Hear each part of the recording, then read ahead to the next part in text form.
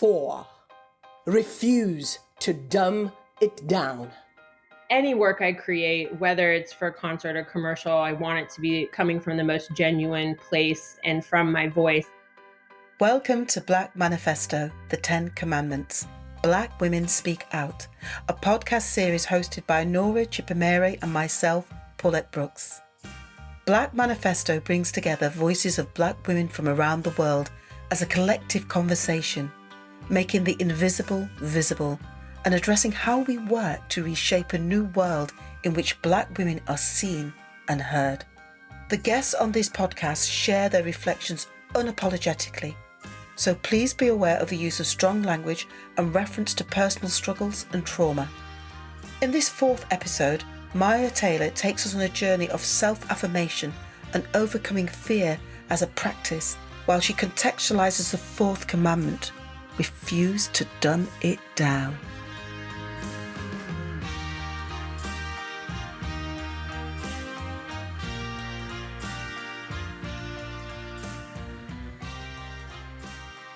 In today's 4th commandment, we are collectively refusing to dumb it down. Let's start from the beginning of your journey. You were born in Omaha with your mother as your first dance teacher. Then from Nebraska, you trained in Los Angeles and New York to finally land in New Orleans. At what point did you feel a yearning to communicate through movement? Pretty early on in my life, it was ingrained in me with my mom being my teacher, but I was thinking about this and, there was always music in my house and my parents always threw these parties where people were always dancing and very free in their movement. And, I always say from the womb as I came out dancing. And then just over the years, it stuck with me. It's something I love so, so much. And I'm so thankful that movement and dance is part of my life. And was there any particular style of dance or movement that your family ingrained in you, or have you just found your own vocabulary? Well, I started training in classical ballet, and I did that from, when I was a baby up until I still, will take ballet classes now, even as a choreographer. But it wasn't until I was about 12 or 13 that I was introduced to modern dance and jazz dance and realized that fit my personality and my body more. And I just felt a freedom in that. And then it wasn't until after college that I really got into contemporary dance and improvisation. And so it's definitely been a journey from one movement style to another, but then I still incorporate everything into my work now. But I find more freedom in modern and contemporary dance for sure. So that freedom in modern and contemporary dance, and you've sort of started to describe your journey. Can you just elaborate a little bit more on how you then choreograph with that freedom? That has been a process for sure, because when I started choreographing, I didn't know what I was doing at the beginning. I remember the first piece I ever choreographed was kind of looking to other choreographers to see their styles and taking vocabulary from pieces that I'd done before because I didn't really know how to create on my own.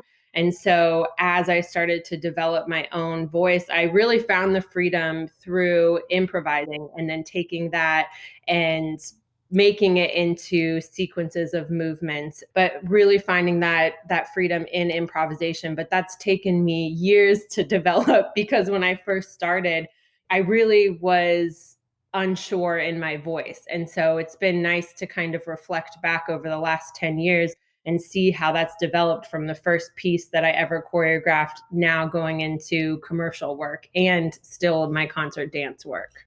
So I'm going to just jump around a little bit, and you talked about commercial work, because I think that's really, really important in terms of how you've gone from what I call the subsidized sector into commercial work. Can you talk about a little bit more about that transition from one to the other? So I started in 2010 was the first time that I was ever commissioned to do a piece, and it was for a small dance company in Omaha, Nebraska. And I realized around that time like how much I loved, putting movement together and directing and choosing the costumes and lighting and all of that. And then I've always loved dance on film, and whenever I saw dancing commercials and TV and movies, would freak out because I would say, oh my gosh, I want to do that. But I honestly had no idea how I was ever going to do that. And there's a specific moment I remember choreographing in my mother's basement and wondering if I was ever going to have my work on TV or in a commercial or in a film. And then I realized that that probably was not going to happen the first year that I choreographed. And so then about, 6 years into my career, I met someone on a music video shoot that I was a dancer on, and that kind of got the ball rolling for the commercial work. And a few years later, when they saw that I had started choreographing more, they recommended me for a project. And that was with Solange Knowles on Seat at the Table, and for some of her videos on that. And so that was really my first foray into commercial work. And this transition happened, I think, mostly through I was sharing a lot on social media and my practice, and wasn't expecting to get anything from that, but was just constantly putting out things I was doing in the studio. And I really feel that that kind of opened up the whole world into, okay, let's take, I'd love to use this style in this video. And then it just has kind of started rolling from there. And it's been a really interesting journey because all of the projects that I've been hired for, they've really wanted me to use my own voice and not choreograph like a certain style. They're like, we want your style. And I'm so thankful for that because that doesn't always happen in commercial work. Yes, because they've allowed you to have your own style. And the other issue for me that I'd like to look at is the issue around activism. It's almost like a morphing of the two things of having your own authentic voice, but also dealing with, some really hard hitting issues that we've got as well. Can you talk a little bit more about that? I think the biggest issue for me with commercial dance or commercial work and in the concert dance world has been diversity in who we see on the stage and who we see on screen. And I feel very fortunate in that the projects that I've worked on, the casts have been super diverse, and whether that's actors or dancers. And that's always been a huge part of my activism, is making sure that it's not only a variety of people and ethnicities that we see on the screen or on the stage, but also in the body type. Because, when I was growing up, you only saw one type of ballet dancer, which was mostly white dancers, and you did not see a lot of Black dancers. And that in the ballet world is still, not very diverse. But now you're seeing more in the commercial side of things, this huge, huge, huge, I think now, and I think that we could still do more, just a variety of dancers. So that's been a huge thing for me, is that I want the people that I work with and the projects that I work on to be diverse, because I think everyone needs to be represented, especially in that commercial field. So when do you feel most powerful then? When does that occur for you? In the studio, in the beginning stages of a project and in rehearsals is when I feel the most powerful, like walking into a space and not having, any idea what I'm going to create, even if it is for a specific job. I really have to take that time in the studio by myself before any of the dancers come in, or any of the, if it's a brand or an artist comes in. That time when I'm by myself and having that freedom to play around and, try different things is when I feel the most powerful and the most free to just try things. Because I think I still feel when you bring dancers into the space, you have that freedom. But once, the artists come in and the, directors come in, you kind of already have to have that movement developed. So it's really those beginning stages that I feel the most powerful. So this session is Refuse to Dumb It Down. What are some of the misconceptions about being a Black woman in this industry? I think one of the most common misconceptions is that we're all the same, that we all have the same story, that we've all, gone through the same experiences, no matter where you're from. And, some people look at just the color of your skin and they assume that you are going to be a certain way, or that you're going to work a certain way, or choreograph a certain way, or speak the same way.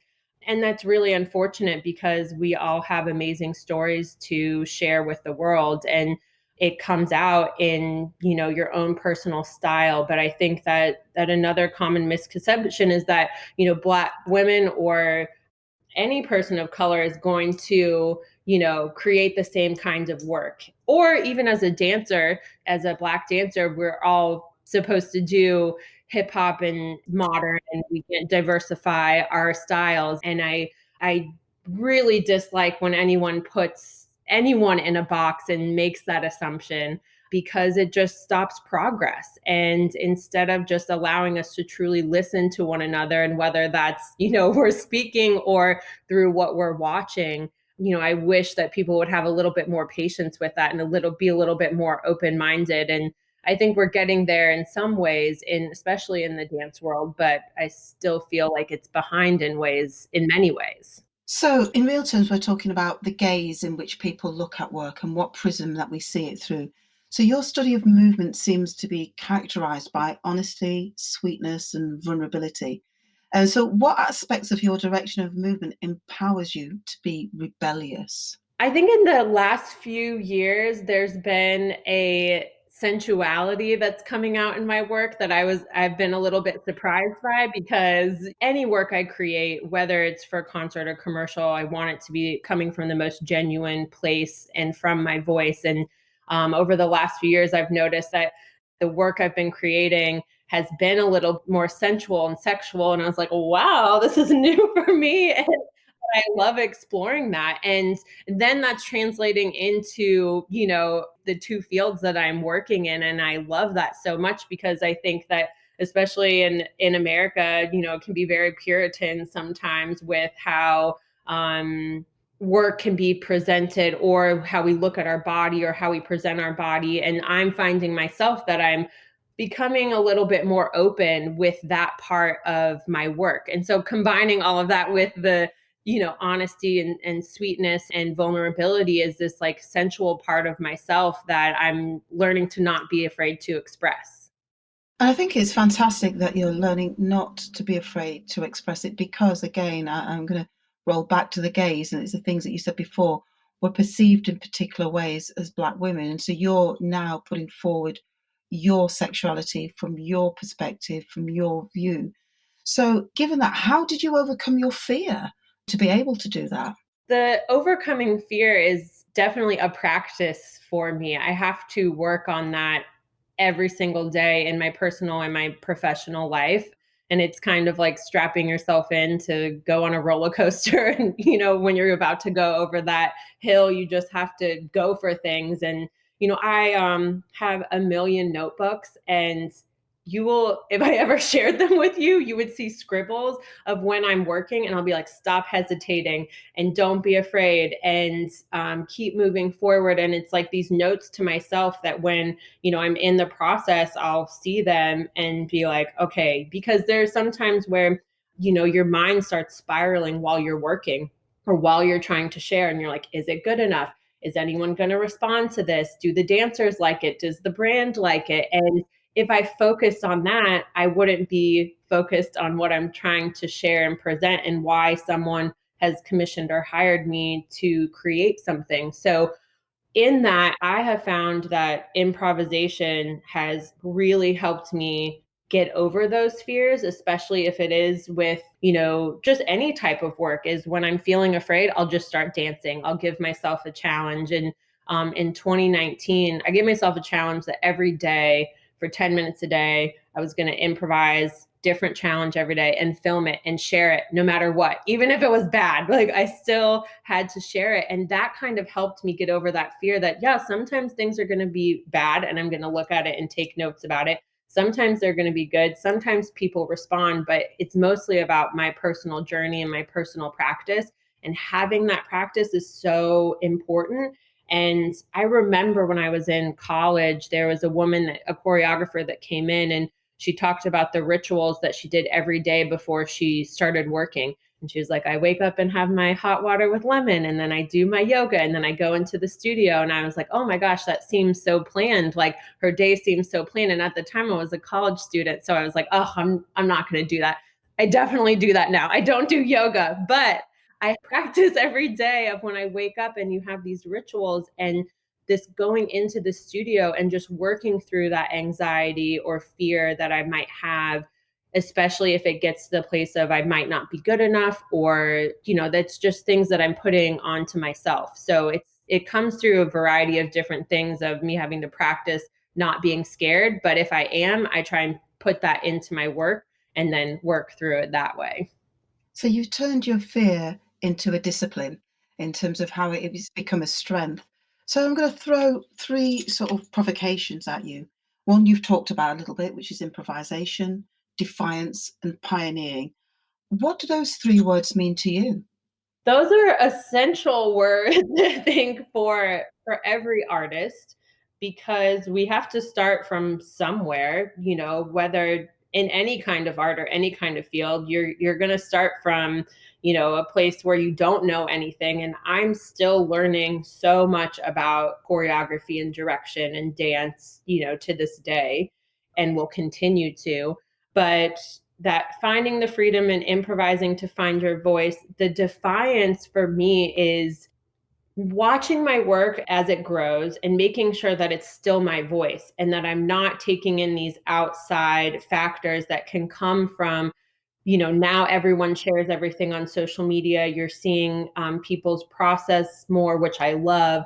And now there's more dance in the commercial world than there ever has been before. And so when I see things, I want to make sure that I'm not copying, because that's really hard. And you'll see a video, whether it's from the 80s or even from like 2014, and whether it's a commercial or musical artist can like bring that and kind of copy those ideas. And I want to make sure that I'm not doing that, because it's very easy to do that. And so the defiance is in keeping true to my own voice and recognizing that, okay, your work is kind of maybe going in this direction, that someone did something a few years ago like that, and changing that and recognizing that. But that's really, really difficult. And then what was the last one? Pioneering? I think that with that, that's just my own voice as an artist, and the way that I feel that I can be a pioneer in this combination of taking, contemporary modern dance and bringing it more into the commercial world is by not changing my style, because I think that in commercial work, it can be this like very interesting combination of not good hip hop, and I'm not knocking any choreographers, or like this Broadway style, which there's nothing wrong with. But when I was growing up, I remember a certain type of commercial dance. And I was like, when I started working in the commercial world and have had these opportunities specifically in TV to create these moments for like big dance scenes, was like, okay, how can we make this look a little bit different than any other dance scene? And I remember having a director say to me, well, can't we just copy one of the dance scenes that have been done before? And I was like, no, we cannot, because that would just be like, even if it takes longer to do that, but using that voice that I have to make a stand of not creating work that's already been done before. But again, it's very difficult. But I think all of those three things are really, really necessary in any artistic field. And it just helps you become like that individual in this, very competitive dance world or artistic world that we're in. So for centuries, Black women, amongst one things, have been associated, and I've said this already, with strength and resilience. What does communal strength look like to you? Being in the position that I am now in my career, and especially in the last few years, I feel that I have a duty to help uplift other women in the dance field, but especially other Black women in the dance field, because we don't always get the same opportunities. And while that might be starting to change, it's still very slow. And so I've kind of made it in the last, I would say, year and a half. If any dancer messaged me or choreographer messaged me or student messaged me and they're like, I'd love to talk to you about your journey and how you got to where you are and the things that you've done, and because I want to do this, but I'm afraid, I will take the time for anyone to speak with them, because I think it's really important that I'm very candid about what I've been through in the last 10 years and how my work has transitioned. And the more that I can share that, and whether that that could be, where can I start from, to how much do you think a choreographer should be paid on a job, I'm happy to do that. And so I think the more that I can share with my community about that, the stronger it's going to make us, the stronger presence we'll have in the world. I don't want to hold anything to myself except for my energy, but I'm happy to, just share with anyone about that, because as we know, the dance world and the being in the arts is very difficult.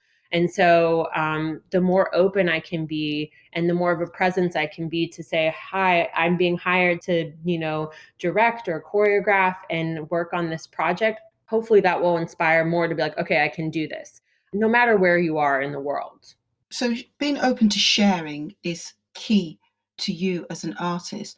What advice would you give to somebody about sharing? You've just talked about what you offer. What advice would you give to someone new starting in the sector? Oh, I would say, so if someone's brand new and just starting their journey, I think it's important to just get into a studio and start moving, and one, that's the first thing, because if you look at, I've mentioned it before, but are starting to look at what other people are doing and seeing what other choreographers are working on and kind of copying their styles, you're never really going to find your own voice. I think you can kind of see that. This is not a dig on social media, specifically TikTok, but we're seeing where people are copying the same dance, right? And they're doing the same thing in these hopes to go viral, because that's very much a part of our world.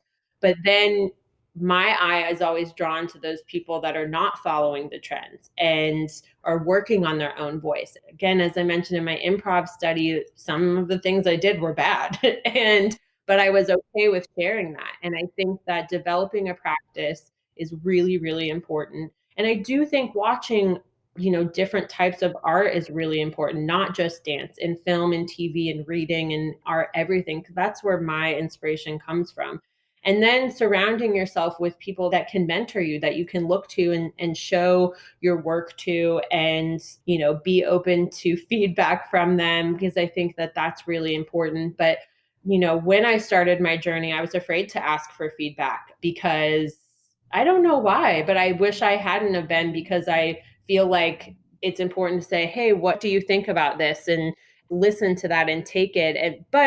Actually, I'm just going to answer my own question. I know why I was afraid to ask for feedback, because while I was developing my work, I didn't want to have someone else's voice saying this is good and bad. I needed to figure that out for myself. And then once I got to the point where I was, could be open to that, like, why don't you try this? I was a little bit more open and trusting. But at the beginning stages, it was like my baby choreographer brain was developing. And so I needed to take that journey on my own. So this is a long answer, but developing a practice on your own, and then, just watching and getting inspiration, and then figuring out where you want your career to go, and then starting to figure out how you can connect to those people that can help get you there. But also not pigeonholing yourself into one style, I think, is another thing that, I started off as a ballet dancer and then moved to contemporary and modern dance. And while that's like my first love, I love combining everything together. So not being afraid to try different styles. Now, like, I even still look for mentors to this day and people that I want to connect with, because I still want to be learning and growing. And that's really, really important, is to have, a good tribe of people around you that you could go to ask questions about anything. So finally, and this seems to be the sort of traditional question in Black Manifesto, what is the life lesson that you have learned that you would like to share with others? I would say no matter what is going on, keep doing the work. That would be my life lesson. I grew up in my mom and dad were really hard workers and really pushed me in a very loving way, but pushed me hard, and that has stuck with me my entire career. But there definitely have been things in my life that have almost stopped me from dancing or continuing my journey, even choreographing. And no matter what, as like, I'm staying with dance. This is what I'm doing. I know that I'm going to do this, and I know I want to be successful at this, and I know that I can be, but it was up to me to continue doing that work. And I think there's a lot of things, like, for instance, even speaking of this last year where we have the global pandemic, and, we've all kind of had to stop in some way and reflect on our work from the past, the state that we're in now, or even as a freelance artist, there are times when I've had months that I haven't been working, and that's very scary. But then during that time is when I've often made the best work, because I had to go into the studio and keep doing the work. So no matter what, no matter what's happening on the outside, like, and no matter what space you're in, my home has become my studio the last few months. I have to keep working on myself and on my artistic practice. Thank you. Thank you for listening. You can read more about Black Manifesto in Black Ink, a new publication from Serendipity, which brings together international voices from Africa and the African Caribbean diaspora and Indigenous communities to discuss Black arts, heritage and cultural politics. In the next episode of Black Manifesto, Nora and I will be joined by Gladys Francis, scholar of Caribbean Studies, for the next commandment: recognize statecraft for the witchcraft it is. The Black Manifesto podcast is sponsored by the National Education Union.